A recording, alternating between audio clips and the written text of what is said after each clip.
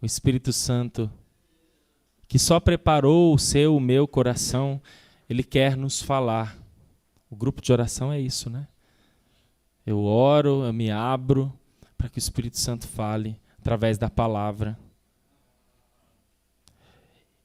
E esse próprio Espírito Santo suscitou algo para nós hoje, nesse mês de Maria, através do Ítalo, que tem uma forte experiência do Espírito Santo através de Maria. Hoje nós vamos poder contemplar aquilo que Deus fez na vida dele e com certeza fez na sua, está fazendo e ainda vai fazer muito. Mas tudo isso só acontece se for dessa forma como nós fizemos agora. Tivemos um ouvido bem atento para ouvir o Espírito Santo. Vamos levantar as nossas mãos sobre o Ítalo de forma muito suave, com as suas palavras. Peça aquilo que você precisa que o Espírito Santo te fale hoje pela palavra. Vamos rezar como famílias, conscientes das nossas necessidades. Espírito Santo, é mês de Maria. Espírito Santo, eu preciso que o Senhor venha dar uma resposta, uma direção. Eu preciso ser como Maria, obediente, casto. Eu preciso ser íntimo de Ti. Por isso eu te peço que hoje, na pregação desta palavra, nessa pregação através do Ítalo, que teve uma experiência forte com Nossa Senhora, eu preciso, Espírito Santo, também fazer essa experiência. Usa do Ítalo nesta noite, porque eu estou aberto, eu quero ouvir a Tua palavra. É a oração do simples, é a oração de quem verdadeiramente precisa da palavra de Deus. Eu preciso, eu quero, eu estou disposto, eu estou aberto a ouvir a Tua palavra. Por isso se utiliza da boca do Ítalo, da vida do Ítalo, de tudo, de todo o seu ser. Amém, Espírito Santo. Eu creio que hoje o Senhor escolheu essa pregação para a minha vida. E eu te peço, e rezo e intercedo pelo Ítalo nesse momento, para que ele seja exatamente aquilo que o Senhor quer hoje para nós. Consagramos, é claro, a ela que fez muito na vida dele, fez na nossa e vai continuar a fazer. Passa à frente, Maria, de todo este momento. Ave Maria, cheia de graça, o Senhor é convosco. Bendita sois vós entre as mulheres, e bendito é o fruto do vosso ventre, Jesus. Santa Maria, Mãe de Deus, rogai por nós, os pecadores, agora e na hora de nossa morte. Amém.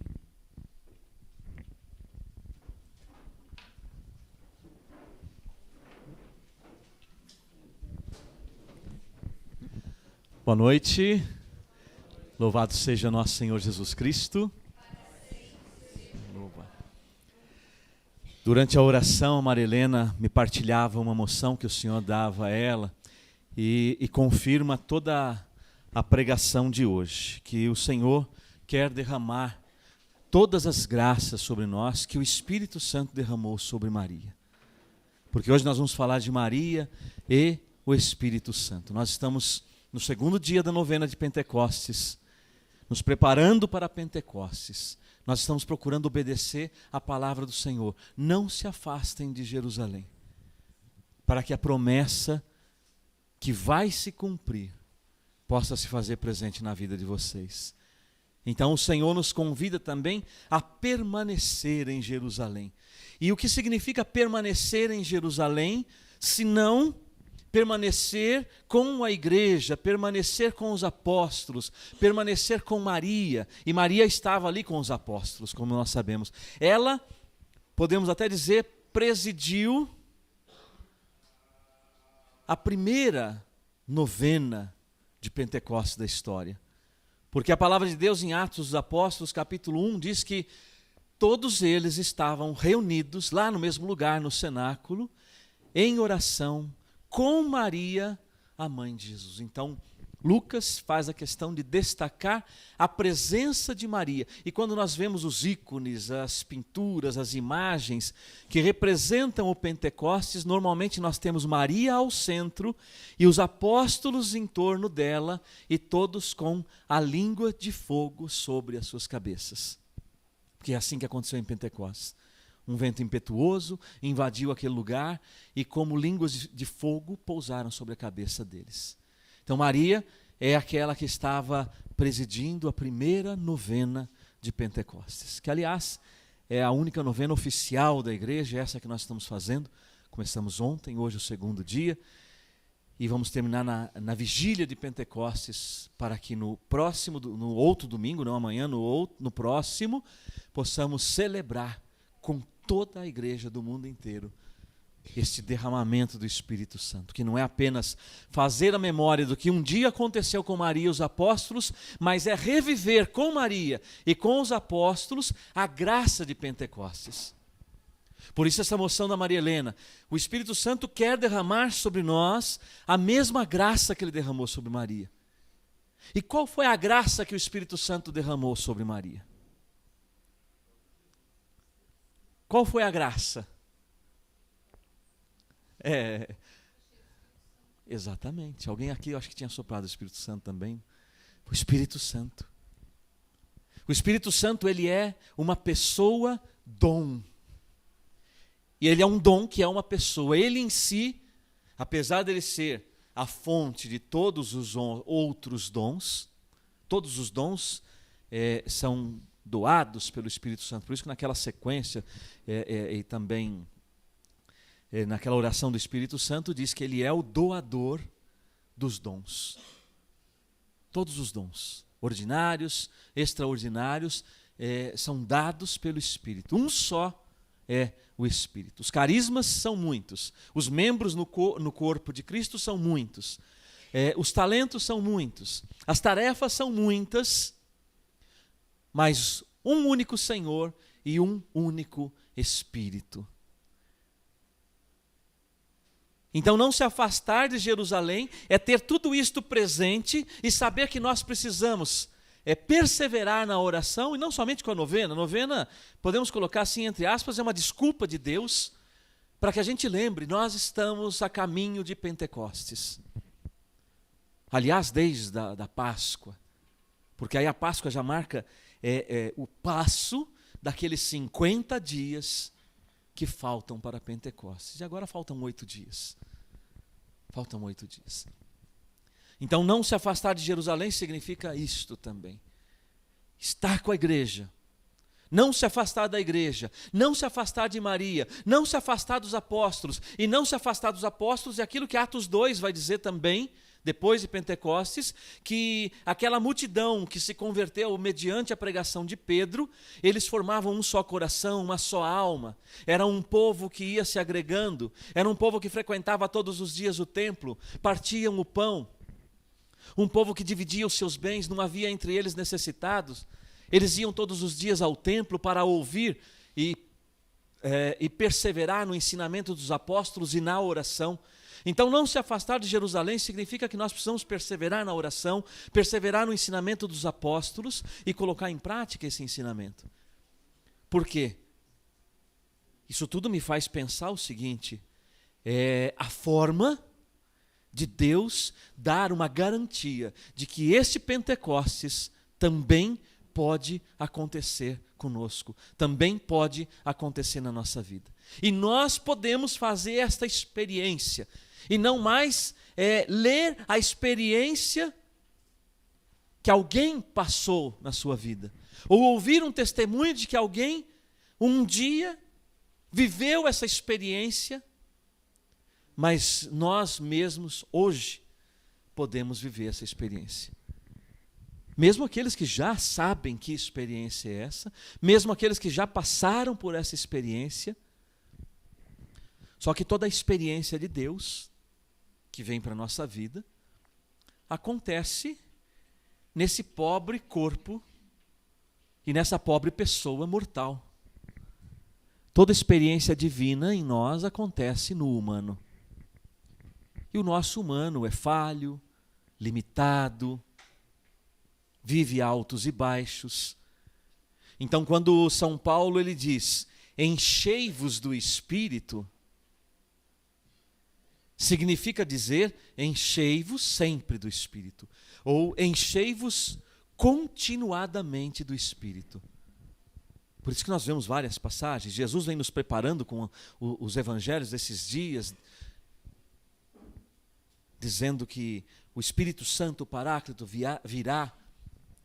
E quando ele vier, ele vai recordar todas as coisas, ele vai dar força, ele é a força do alto. Jesus é aquele que batiza no Espírito e no fogo. Enfim, todas as promessas vão convergindo agora para esse momento do Pentecostes. Então, todas estas palavras e o corpo da igreja, a perseverança na oração com Maria e com os apóstolos, no ensinamento dos apóstolos, nos dá como que uma garantia. Deus está dizendo isso. Não se afaste de Jerusalém, porque o Espírito Santo vai vir. Se vocês se afastarem, o Espírito Santo vem e vocês não vão estar presentes, como aquelas virgens imprudentes, que não guardaram óleo para a sua lâmpada para o momento do noivo. O noivo chegou e elas foram pegas de improviso. E quando tentaram correr, a porta das núpcias já estava fechada. Aí já não tem mais jeito.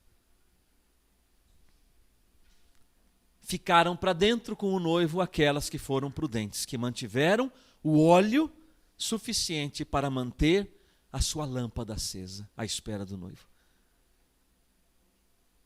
E este óleo é toda a nossa perseverança de vida de oração, de sacramentos, uma vida sacramental, uma vida de fraternidade, uma vida de apostolado, uma vida de exercer a caridade fraterna, o amor para com os irmãos, o amor para com os mais necessitados, enfim, é viver dentro deste corpo de Cristo que é a igreja.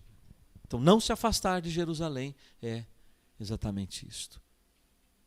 E esta palavra fica para nós hoje, porque nós estamos no segundo dia da novena de Pentecostes. Então o Senhor continua dizendo, não se afastem. Não se afastem da comunidade, não se afastem do irmão, não se afaste do seu marido, não se afaste da sua esposa, não se afaste dos seus filhos, não se afaste dos seus pais. Não se afaste da sua oração diária, não se afaste do seu terço diário, não se afaste da palavra de Deus, não se afaste da liturgia diária, não se afaste da confissão, não se afaste da Eucaristia. Não esqueça que você é um batizado, você foi marcado. Não esqueça que você é um crismado, você foi marcado pelo Espírito Santo. Então não se afaste do ensino da igreja, não se afaste da palavra do Papa, não se afaste dos irmãos. Então, não se afastar de Jerusalém, para nós hoje é tudo isto. Se fôssemos resumir numa só palavra, não se afastar de Jerusalém significa não se afaste do Senhor. Não se afaste de Deus. Não se afaste de Deus. É exatamente isso. Por mais difícil que as coisas sejam, por mais provações que a gente passe, por mais deserto que nós somos convidados a atravessar, o Senhor não se afasta de nós, mas nós podemos nos afastar dele. Então, não se afastar do Senhor. E aí nós temos exatamente em Maria a figura que vai nos ajudar nesse percurso. Que é um percurso carismático, que é o percurso de Maria. O itinerário carismático de Maria. Maria era da renovação carismática católica? Não, a renovação tem 40 anos. Mas aquele que move a renovação é eterno, que é o Espírito Santo. É ele que dá os dons, os carismas. E Maria foi plenificada com o Espírito Santo. E é essa graça que o Senhor quer derramar sobre nós hoje. Eu acompanho aqui do meu livro com Maria, a caminho da nova plenitude, no capítulo sobre Maria e o Espírito Santo. Mas hoje vamos trazer essas palavras, talvez você já leu, você já me ouviu pregar sobre isto, mas hoje o Espírito traz a novidade dele para esse momento, para o nosso hoje, para o nosso agora, para aquilo que ele quer dizer a nós.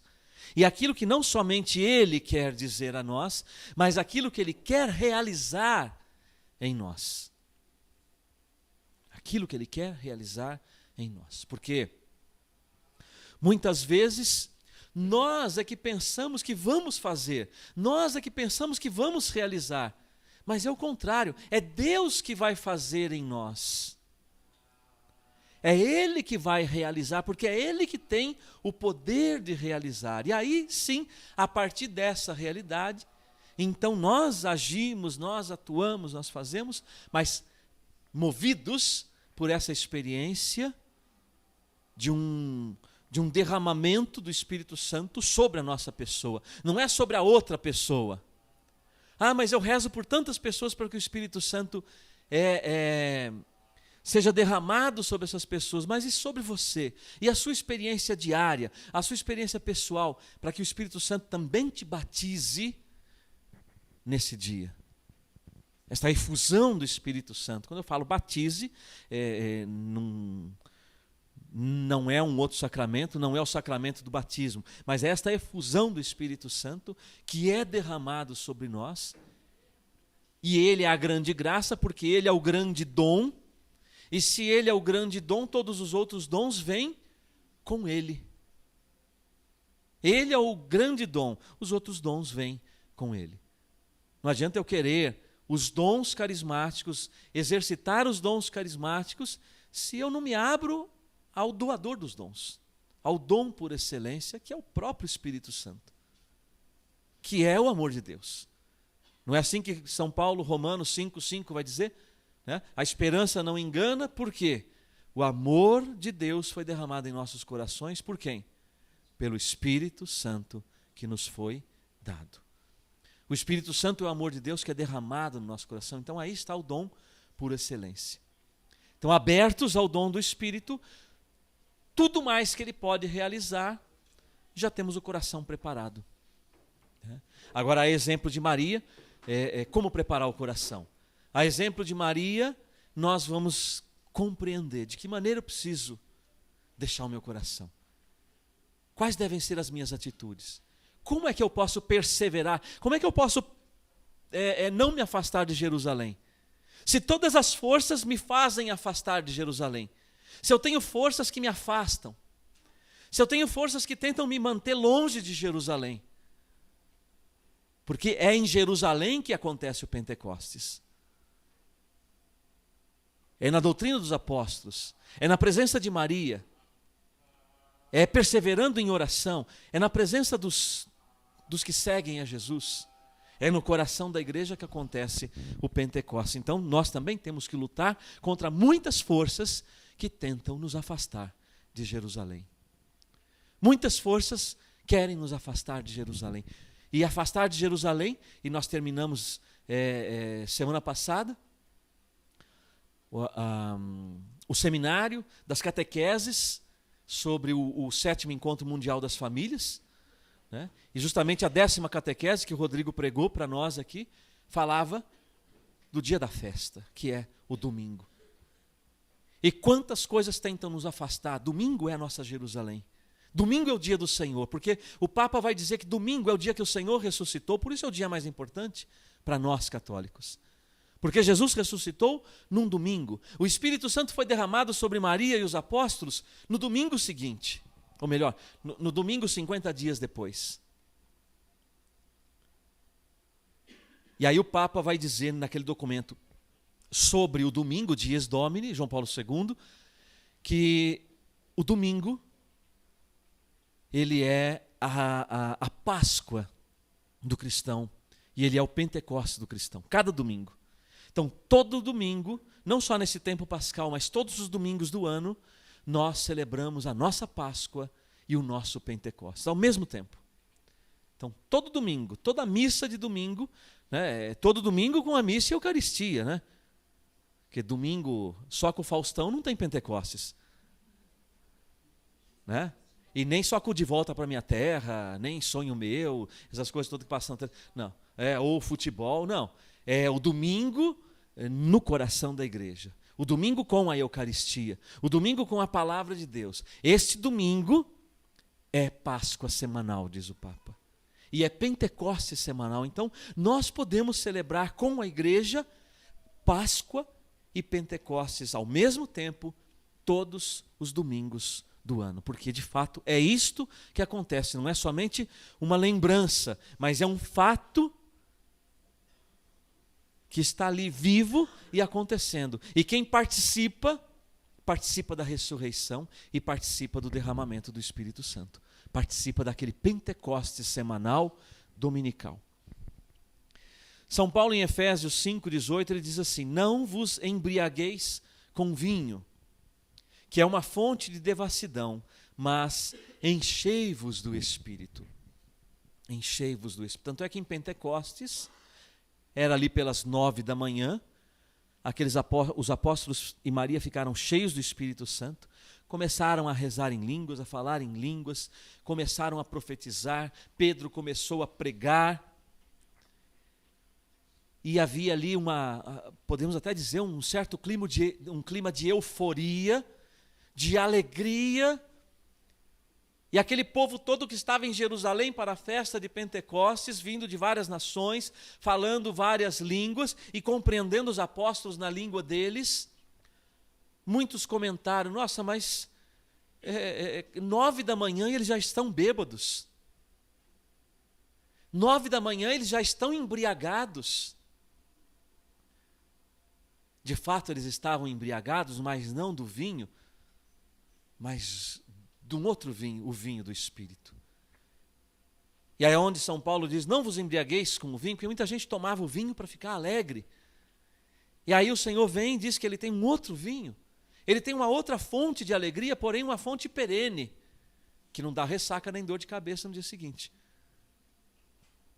Pode tomar à vontade, pode beber à vontade, depois inclusive dirigir. O perigo é ser arrebatado, como dizem os evangélicos, né? Em caso de arrebatamento, esse carro ficará desgovernado, né? Não tem problema nenhum. Então, a nossa disposição de coração é exatamente essa: não vos embriagueis com vinho, atitude. O que me embriaga? O que me entorpece? Esse vinho que São Paulo está dizendo é aquilo que me entorpece. O que hoje na nossa vida nos entorpece, ou seja, tira de nós a razão, tira de nós o equilíbrio, tira de nós o senso e tira de nós o bom senso? Então tudo aquilo que nos entorpece dessa maneira nos afasta de Deus. Então São Paulo diz: não vos embriagueis com o vinho, mas enchei-vos do Espírito. Então enchei-vos continuamente do Espírito que São Paulo quer dizer. Jesus, ele veio realizar a sua missão. João Batista, nosso baluarte também, ele fala em Lucas 16 da missão de Jesus. João Batista vem para preparar o caminho de Jesus, também realizando um batismo, um tipo de batismo, que era o batismo das águas, o batismo da purificação.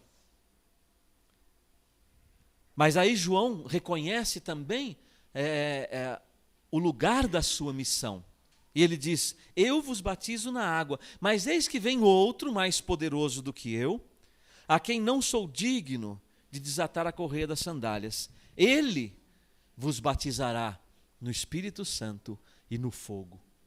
Porque muitos seguiam a Jesus, a João Batista, muitos eram discípulos de João Batista.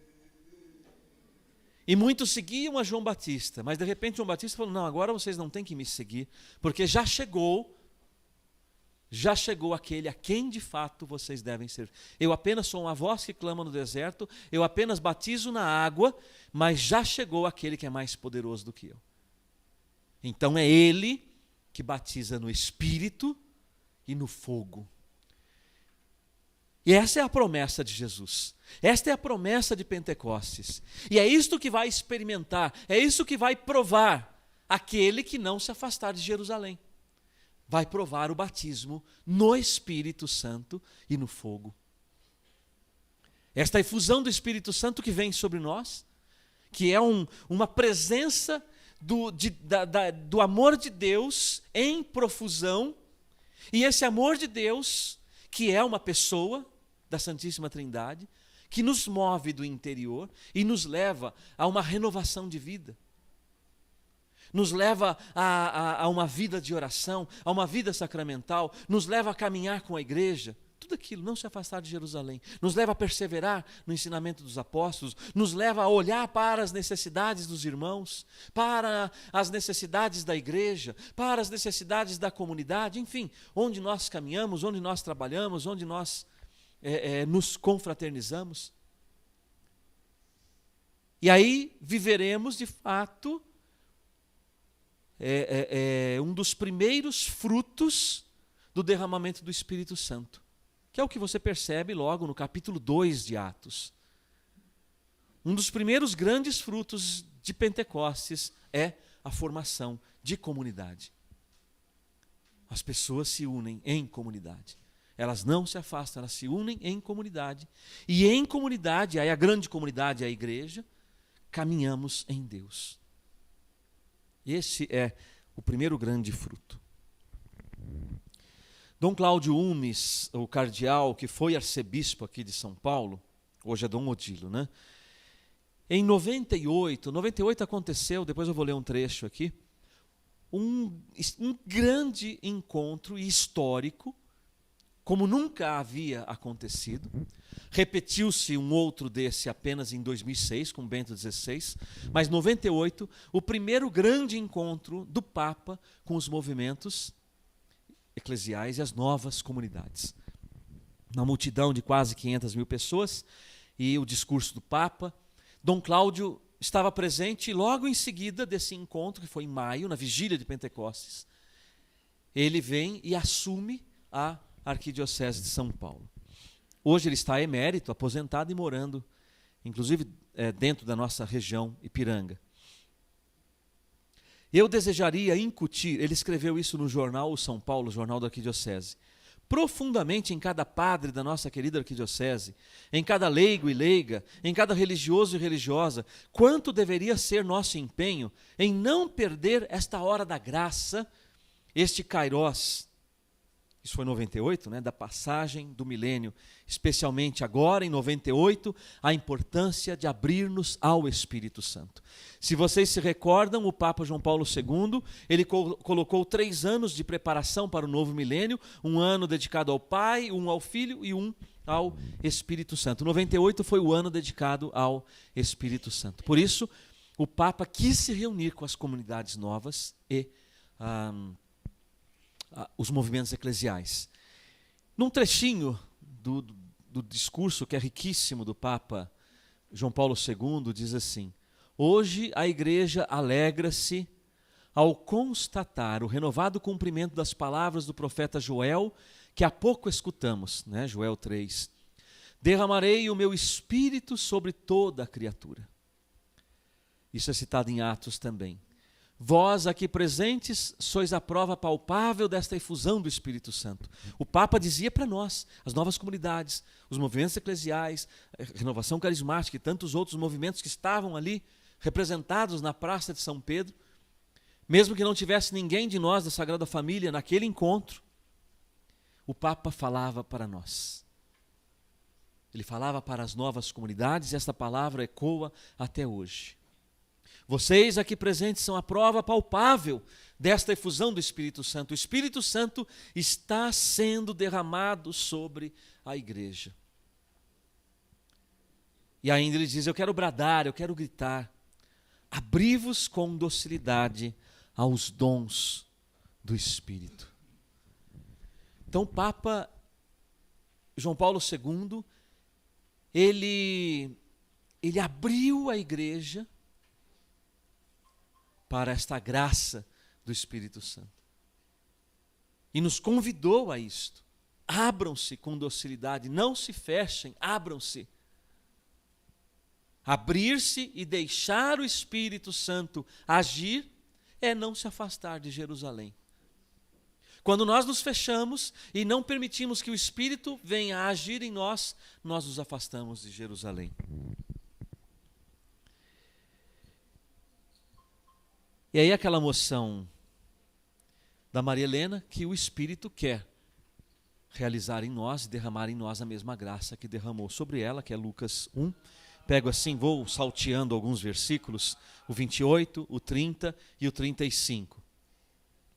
Enquanto entrando o anjo disse-lhe: Ave cheia de graça, o Senhor é contigo. Não temas, Maria, pois encontraste graça diante de Deus. O Espírito Santo descerá sobre ti e a força do Altíssimo a envolverá com a sua sombra. Maria, que já era a cheia de graça, porque o anjo da parte do Senhor dizia, ave cheia de graça. Ela já era cheia de graça porque Deus a havia preservado, a única criatura humana, preservada do pecado original, portanto ela nasce, é concebida, na verdade, ela é concebida sem pecado. Por isso rezamos, ó Maria, concebida sem pecado. Porque ela foi concebida sem pecado algum. A marca do pecado original não atingiu Maria, porque Deus a preservou. Porque Deus a escolheu para ser a mãe do Salvador, para ser a sua mãe. E ela então, já cheia de graça, é ainda mais plenificada quando o anjo diz, o Espírito Santo descerá sobre ti. A força do Altíssimo te envolverá com a sua sombra. Então Maria, ela é plenificada com a presença do Espírito Santo. O Espírito que fecunda Jesus no ventre de Maria é também o esposo divino de Nossa Senhora. Ela é a imaculada esposa do Espírito Santo. A imaculada esposa do Espírito. Aquela que é cheia do Espírito. A dinâmica de Deus é mais ou menos esta. Onde Deus derrama a sua graça e o seu Espírito, porque Deus é liberdade, Deus é liberalidade, porque isso são características do amor. Onde Deus derrama a sua graça, essa graça precisa transbordar. Nenhuma graça de Deus pode ficar para si. Se um dia Deus derramou a graça de um carisma, chamado Sagrada Família, no meu coração, para uma obra de resgate da família, ela não poderia ficar somente comigo. Essa graça precisa transbordar e transbordar cada vez mais para muitas outras pessoas, para muitas outras famílias, e que por sua vez também vão multiplicando e vão transbordando essa graça. A graça de Deus é bem esta mesmo. Se a graça de Deus não transborda, é porque nós estamos retendo aquilo que não nos pertence. A graça de Deus sempre precisa transbordar das nossas vidas. E ela só transborda na vida daqueles que não se afastam de Jerusalém. Ela só transborda naqueles que com docilidade se abrem aos carismas do Espírito Santo. Sobretudo o carisma maior, que é o dom do amor. As graças não ficam retidas quando nós nos abrimos. Quando nós nos abrimos ao outro, quando nós nos abrimos ao irmão, quando nós nos abrimos à igreja, quando nós nos abrimos aos mais necessitados, quando nós nos abrimos ao apelo e o grito dos que sofrem, dos que padecem, dos que sofrem injustiça no mundo, enfim. Nós não podemos nos fechar. Se fechamos, a graça que Deus derrama sobre nós, ela não transborda. E se ela não transborda, é porque nós retemos aquilo que não nos pertence. A graça de Deus, ela é sempre destinada a transbordar. Porque quando ela transborda, ela fica em plenitude em mim, mas ela também vai para o irmão. E é o que aconteceu com Maria. Ela, avisada pelo anjo, nós já sabemos dessa história, que Isabel, a mãe de João Batista, estava grávida. Isabel era estéril, já de idade avançada, e o anjo diz, Isabel está grávida. Já está no 6º mês. Então Maria, imediatamente, ela vai às pressas. Essa é uma característica daquele que foi tocado pela graça de Deus, vai às pressas de encontro à necessidade do irmão. Porque com certeza ela perguntou, minha prima, de idade avançada, está com 6 meses de gravidez, ela vai precisar de ajuda. E lá ficou Maria durante 3 meses. Não mediu esforços e nem ficou se programando muito. Ela foi às pressas ao encontro de Isabel. Então, quando nós recebemos a graça, a visita do Espírito Santo em nosso coração, nós vamos de encontro aos nossos irmãos. Vamos de encontro àquele que precisa. No nosso caso específico, como Comunidade Sagrada Família, nós vamos, de um modo especial, ao encontro das famílias que precisam de resgate. E, ao mesmo tempo, também procurando, com o carisma, formar novas famílias que lá na frente não vão precisar desse resgate. Por que a gente tem que sempre ficar consertando o que deu errado? Será que a gente não pode começar certo? Então tem que começar certo na educação dos filhos, tem que começar certo no relacionamento dos pais, dos filhos, tem que começar certo no namoro. Para começar certo no namoro, tem que começar certo na educação. A educação para o amor, a educação para a gratuidade, a educação para a castidade, a educação para a santidade. Mas esse assunto é para a escola de família amanhã, né? Então, é o tema de amanhã. Mas é a graça de Deus que nos visita, e como visitou Maria, coloca-nos a serviço. Só que aí com um sentido. Por que Maria foi às pressas? Por que Maria se colocou a serviço? Porque houve já nela um encontro, uma experiência que deu sentido à sua vida. E aí então ela faz, não é alguém que faz e não sabe o que está fazendo. Mas ela é plena de sentido. Ela é plena de sentido. Porque ela foi planificada da presença do amor de Deus. E por causa do amor de Deus, ela vai. Sem pensar e desejar nada em troca. O amor de Deus é gratuito. Deus nos ama e não pede nada em troca para nós. Se nós não fizermos nada para Deus e vivemos a pior vida que possa ser vivida, Deus continua nos amando.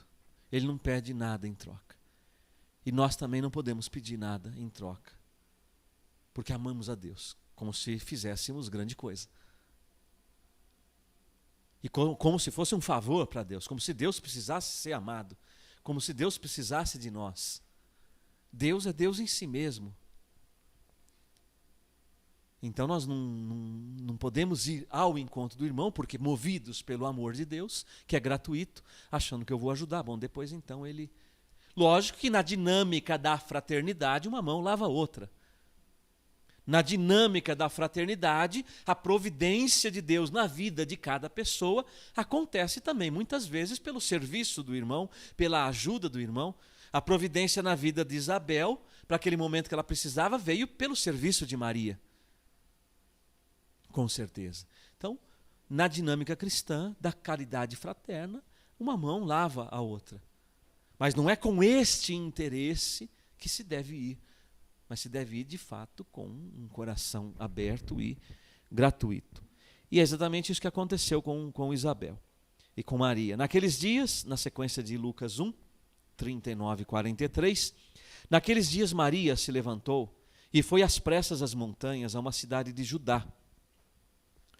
Se ajudar a vizinha ali, um parente a colar, né, mas vai andar 100 quilômetros há 2000 anos atrás, né, de burrinho ou de jegue, que seja, né, quanto tempo que isso demoraria, os perigos enfrentados, larga a casa. Né? Entrou em casa de Zacarias e saudou Isabel. Olá, Isabel. Oi, prima. Bom dia, boa tarde. Shalom, né, que era comum para os judeus. Ela fez uma saudação a Isabel. Ora, apenas Isabel ouviu a saudação de Maria, a criança estremeceu no seu seio. A criança João Batista. E Isabel ficou cheia do Espírito Santo e exclamou em alta voz: bendita és tu entre as mulheres, e bendito é o fruto do teu ventre. De onde me vem esta honra de vir a mim, a mãe do meu Senhor? Então vejam a presença do Espírito Santo nesta passagem. Maria, cheia do Espírito Santo. O Espírito Santo vai ser derramado sobre você, Maria. A ave cheia de graça, aquela que é cheia da graça de Deus, ainda o Espírito Santo vem sobre você. Ela vai ao encontro de Isabel, vai ao serviço de Isabel e apenas diz um oi para Isabel. Apenas diz um oi para Isabel. João Batista treme dentro do ventre. O verbo que, eu não vou lembrar agora de cabeça, mas o verbo que o evangelista usa no grego para dizer que João Batista tremeu no ventre de Isabel, é o mesmo verbo que é usado lá atrás no Antigo Testamento para dizer que Davi dançou diante da Arca da Aliança. Davi exultava de alegria e dançava diante da arca que representava a aliança de Deus com o povo, representava a presença de Deus no meio do povo. Ora, Maria se tornava ali, recebendo Jesus, a nova arca da aliança, porque Jesus, ele vem realizar uma nova aliança. Uma nova aliança. Maria portava Jesus no seu ventre, então ela se torna a nova arca da aliança. E João Batista, como Davi no passado, dança diante da nova arca da aliança, diante do Senhor. O mesmo verbo. Portanto, João Batista fica também repleto do Espírito Santo. De tal maneira que naquele momento, antes dele nascer, ele é marcado profundamente pela santidade do Espírito Santo. Foi concebido como todos nós, com o pecado original. Maria não foi concebida com o pecado. Foi concebida sem pecado. João Batista foi concebido com o pecado, porém nasceu sem o pecado original. Porque o Espírito Santo realizou nele, no ventre de Maria, aquilo que ele realiza em nós no batismo, quando éramos crianças e fomos batizados. Que é um batismo que nos dá esta regeneração do pecado, nos introduz na igreja, no corpo de Cristo, na família de Deus. Por isso a criança que é batizada, ou o adulto, a partir do batismo, ela pode ser chamada de filho de Deus, filha de Deus. Até então não. Apenas uma criatura. O batismo é que nos faz filhos e filhas de Deus. E essa realidade aconteceu com João Batista no ventre de Maria. Por isso é que a igreja celebra 2 vezes João Batista. Você não tem outro santo na igreja, tirando José e Maria, que tem 2 festas. Porque normalmente os santos são celebrados na festa do seu martírio, né? Da sua morte, ou da sua canonização, ou da sua beatificação. Mas João Batista, ele tem o nascimento dele celebrado, e celebrado como solenidade.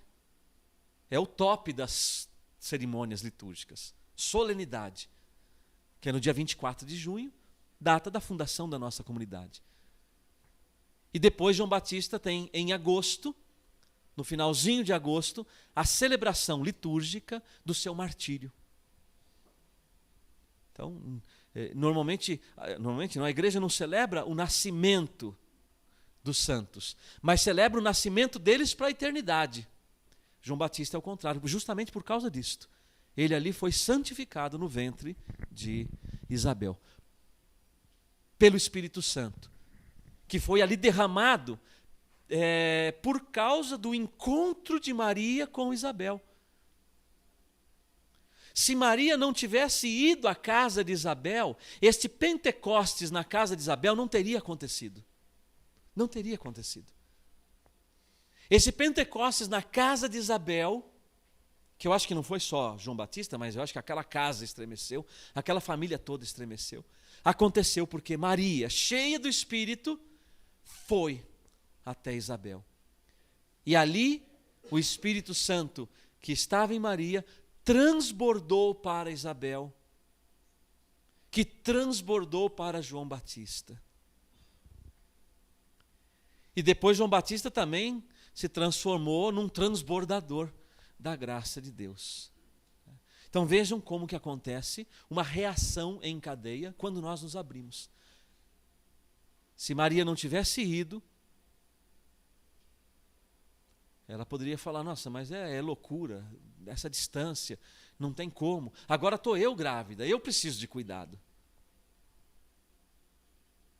Eu estou grávida agora, eu não posso fazer uma viagem dessa, nessas condições. Depois outra, eu ainda vou precisar ver como é que eu vou explicar para o meu noivo, né? De repente vem um anjo e diz que eu vou ficar grávida e seria a mãe de Deus, eu estou noiva, estou prometida em casamento, agora ainda tenho uma série de explicações para dar aqui. Só que aquele que está pleno de Deus, ele não precisa dar explicação nenhuma. E Maria não deu explicação nenhuma. E José também não pediu explicação nenhuma para Maria. Porque também o anjo, provavelmente o mesmo, disse para ele, José, calma, não tenha medo. Porque lógico, é uma situação humana. Quem de nós homens aqui, né, noivo, que a sua noiva sai para a casa da prima, no interior, fica 3 meses e volta grávida. Você vai pensar o quê? Você vai pensar, bom, provavelmente o Espírito Santo fez isso nela. Você nunca vai pensar isso. E aí? Bom, agora a casa caiu, né? Agora complicou. Vamos desmarcar esse casamento, porque... Mas aí o anjo diz, José, isso é obra do Espírito Santo. Como eu costumo falar quando eu falo de José, eu falo, bom, adiantou muito nessa explicação, porque né, a minha noiva volta grávida, e aí um anjo me aparece no sonho e diz, olha, pode receber ela na sua casa, porque o que aconteceu com ela é obra do Espírito Santo. Como se essa explicação resolvesse. Aí José falou, beleza, anjo, ótimo. Agora eu estou tranquilo, agora eu sei que o Espírito Santo... Para nós hoje é fácil entender o Espírito Santo, mas há 2000 anos atrás, como é que se conhecia o Espírito Santo? Então aí a gente também prova a santidade de José. A José que era aberto a Deus, pronto para acolher a palavra de Deus. Então José acreditou numa loucura. Se a gente for parar para pensar, José acreditou numa loucura. Bom, eu vou acreditar nessa loucura aí. Provavelmente ninguém mais acreditou, né? Mas José acreditou, desistiu da ideia de abandonar Maria, rejeitar Maria, acolheu Maria e ainda assumiu a paternidade de Jesus. É ou não é obra do Espírito Santo? É ou não é graça do Espírito Santo que é derramada? Maria não precisou dar explicações nenhuma. José não precisou pedir explicação nenhuma, porque em Deus, o próprio amor de Deus explica tudo.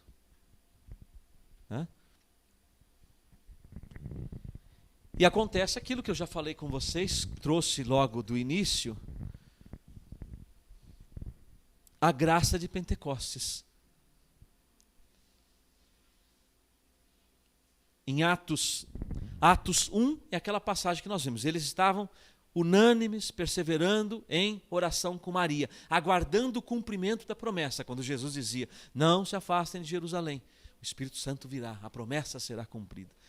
Então eles não se afastaram e perseveravam unânimes em oração com Maria. E aí, passados esses dias, acontece o Pentecostes. Estando eles nos mesmos lugares, as portas fechadas, saiu o vento impetuoso, as línguas de fogo. Então, toda aquela graça de Pentecostes que acontece com todos aqueles que estavam reunidos.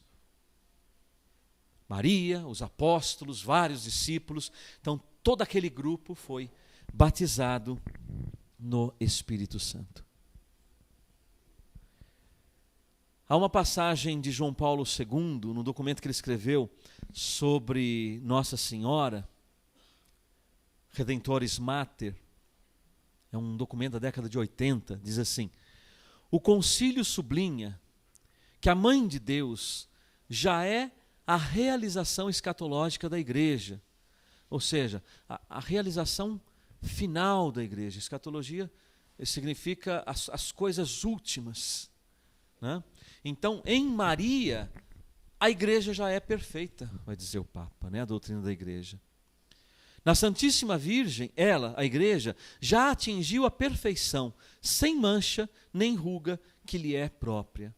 E, simultaneamente, que os fiéis ainda têm de envidar esforços para debelar o pecado e crescer na santidade. E, por isso, eles levantam os olhos para Maria, que brilha como modelo de virtudes sobre toda a comunidade dos eleitos.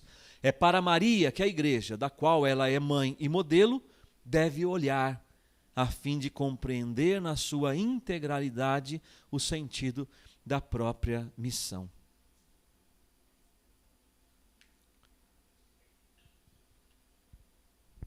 Essa é a palavra do Papa para nós hoje também. É para Maria que a igreja precisa olhar. Quando nós olhamos para Maria, nós enxergamos aquilo que um dia a igreja será. E se nós somos igreja, uma igreja sem manchas, sem ruga, uma igreja plena e realizada em Deus. Por ora, é o que o Papa falou, nós temos que lutar contra o pecado. Mas lutando contra o pecado, olhando para Maria, sem tirar os olhos dela, porque nela Deus realizou a plenitude de graça que Ele quer realizar em nós. E volto àquela moção da Marilena. Deus quer fazer em nós, através do Espírito Santo, o mesmo que fez em Maria. Lógico, Ele não vai nos tornar imaculados desde a concepção ou imaculados no nascimento, mas nesta luta diária contra o pecado, Ele pode e quer nos fazer vencedores nesta luta. Então, por isso, o segredo de Pentecostes é olhar para Maria. Mas não é somente um olhar, um simples olhar. Mas é um olhar de pessoas que se pertencem. É um olhar de pessoas que se doam.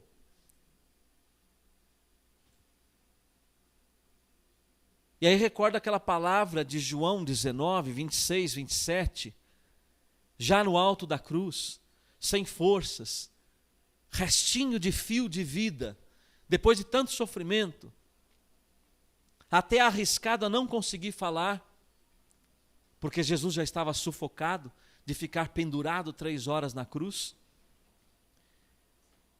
Diz assim, quando Jesus viu sua mãe e perto dela o discípulo que amava, o João evangelista, disse à sua mãe, mulher, eis aí teu filho. Depois disse ao discípulo, eis aí tua mãe. E aí vem uma parte que eu gosto muito. E desta hora em diante, o discípulo a levou para a sua casa.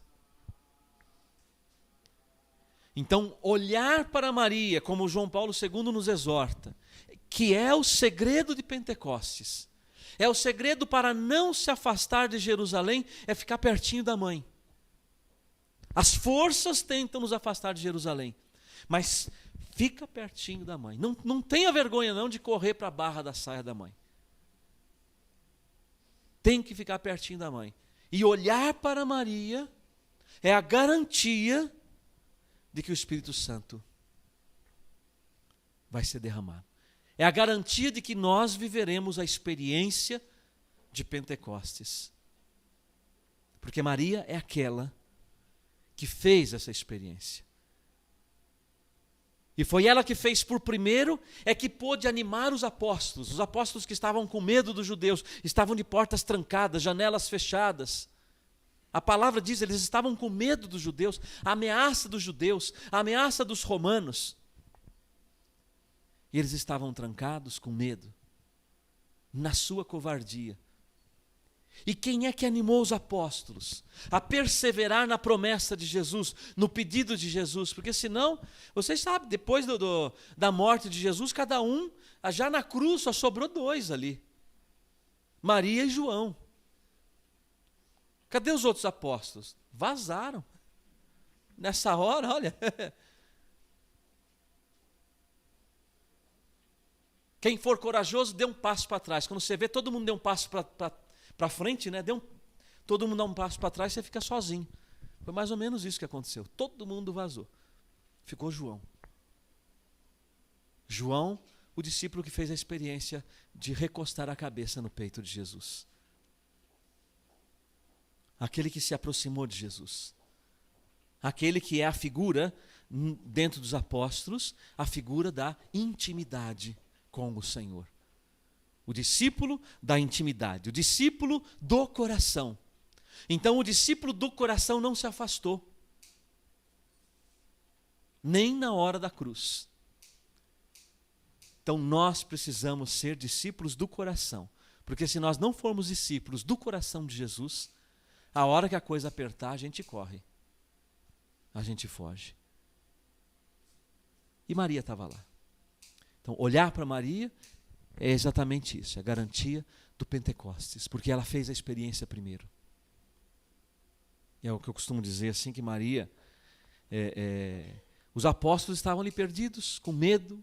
O que vai acontecer com a gente?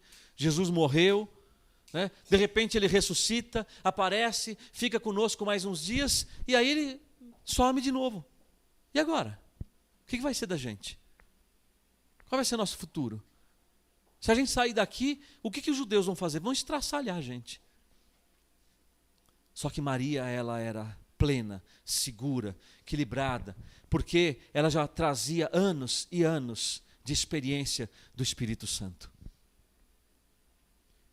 No dia de Pentecostes, Maria, nós podemos fazer as contas, ela concebeu em torno dos 15 anos. 13, 14, 15, 16, então, na média, 15 anos. Maria já era plena da graça de Deus. Jesus viveu cerca de 33. 33 mais 15, 45. Você coloca os 9 meses de gestação de Ana, porque Maria foi concebida sem pecado. Foi então concebida plena da graça. Depois tem os 9 meses da gestação de Maria para com Jesus. Você tem aí mais 1 ano e meio, 18 meses. Então, se você somar tudo, Maria, no Pentecostes, ela tinha cerca de quase 50 anos, mais tempo do que a renovação carismática tem hoje na igreja. Ela já tinha uma experiência de 50 anos de vida plena no Espírito Santo, de vida cheia do Espírito Santo. Então, por isso, repito, o segredo do nosso Pentecostes é olhar para Maria e fazer como João, com a recomendação de Jesus no alto da cruz. Desta hora em diante, o discípulo a levou para a sua casa. O que acontece com aquele que leva Maria para casa? Não vai acontecer a mesma coisa de quando Maria foi para a casa de Isabel? Ou vai acontecer alguma coisa diferente? Não é a mesma coisa? Maria foi para a casa de Isabel, o que aconteceu lá? Um grande Pentecostes. E quando nós levamos Maria para a nossa casa, acontece também um Pentecostes na nossa casa. Acontece também um Pentecostes na nossa família. E é esse Pentecostes que hoje nós também queremos pedir. Agora nós vamos ter a pressa de Maria. Não quero esperar domingo que vem para o Pentecostes. Não quero esperar. Nós vamos pedir hoje. Porque Deus nos permite pedir todos os dias. E é hoje que nós olhamos para Maria, escutamos João Batista, tem outro mais poderoso que está vindo agora, vai chegar. Jesus Eucarístico. Tem outro mais poderoso do que eu. É Ele que batiza no Espírito Santo e no fogo. Então Jesus é o batizador. João Batista nos aponta esse caminho. É Jesus. Jesus é o batizador. E Jesus diz, olhem para Maria e levem Maria para casa. Acolham Maria como mãe, porque vocês são filhos de Maria. Porque Jesus sabia que Maria, junto com Maria, era a garantia de que o Espírito Santo pudesse ser derramado em Pentecostes. Então vamos acolher Jesus, que vem do tabernáculo para o nosso meio, e vamos clamar hoje, com a intercessão de Maria, com a poderosa intercessão de Maria, com aquela oração que João Paulo II fez, que Maria obtenha para nós uma abundante efusão do Espírito Santo. Que Maria obtenha para nós uma abundante efusão do Espírito Santo. Repete comigo. Que Maria obtenha para nós uma abundante efusão do Espírito Santo. Nós vamos receber Jesus com muita alegria. Vamos receber Jesus abrindo o nosso coração. Vamos receber Jesus de mãos dadas com Maria. Se possível, pula no colo dela. Agarra no colo dela. Que nem um macaco agarra na árvore, no galho. Agarra em Maria. E diz, daqui não saio e daqui ninguém me tira. Do colo de Maria. E ali ela, plena do Espírito, intercedendo a Jesus, que é o batizador, também possibilitará esse derramamento do Espírito. Não é Maria que derrama o Espírito. Quem derrama o Espírito é Jesus. Ele é o batizador, ele batiza no Espírito e no fogo. Mas Maria é a mediadora. Maria é a medianeira. Acolhamos Jesus, cantando e pedindo essa poderosa intercessão de Nossa Senhora.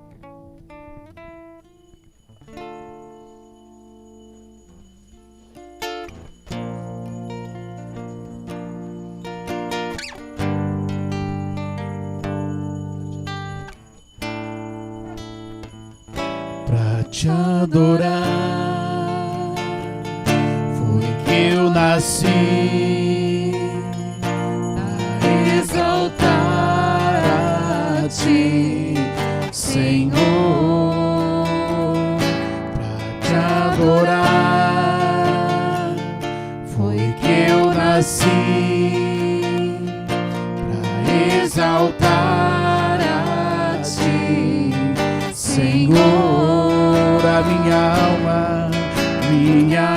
alma tem sede de ti.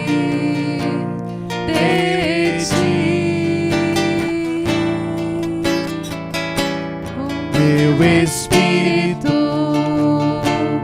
necessita de ti pra te adorar.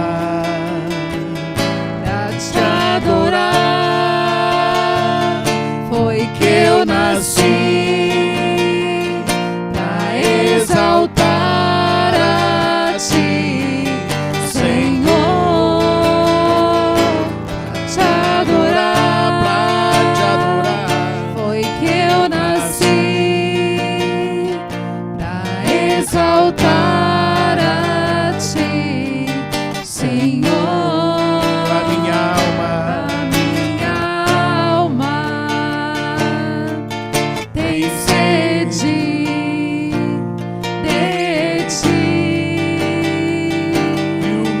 Espírito, o meu espírito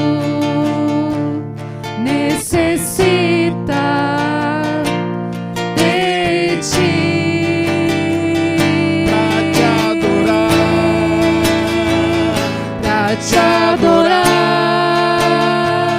Foi que eu nasci pra exaltar a ti, Senhor.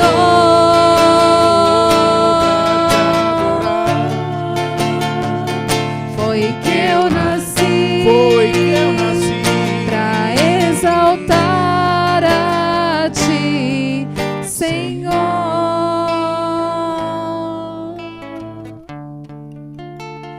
E louvores se deem a todo momento ao Santíssimo e Digníssimo Sacramento. Graças e louvores se deem a todo momento ao Santíssimo e Digníssimo Sacramento. Graças e louvores se deem a todo momento ao Santíssimo e Digníssimo Sacramento. Jesus, aqui estamos na Tua presença. Obrigado, Senhor. Obrigado por esse momento único em nossas vidas, porque estamos nós e o Senhor. Nada e ninguém pode impedir agora, Senhor, mesmo pela internet, o teu olhar sobre nós e o nosso olhar para ti, passando pelo olhar de Maria. Olhando para Maria, nós aprendemos como ela olhava para você, Jesus. E queremos, com esse mesmo olhar de Maria, fixar nossos olhos em ti. E proclamar, Senhor, a fé nesta palavra que nós ouvimos hoje, de que o Senhor é o batizador, de que você, Jesus, é aquele que batiza no Espírito Santo.